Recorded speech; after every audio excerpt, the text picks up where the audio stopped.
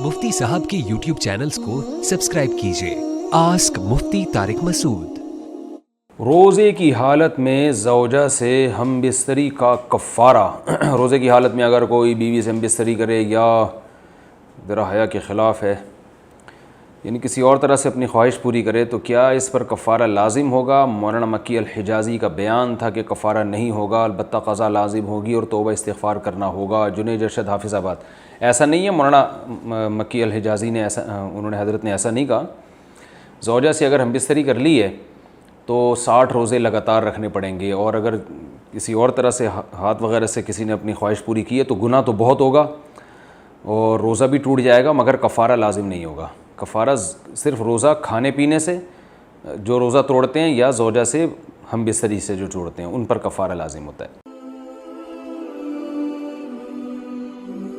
Ask Mufti Tariq Masood.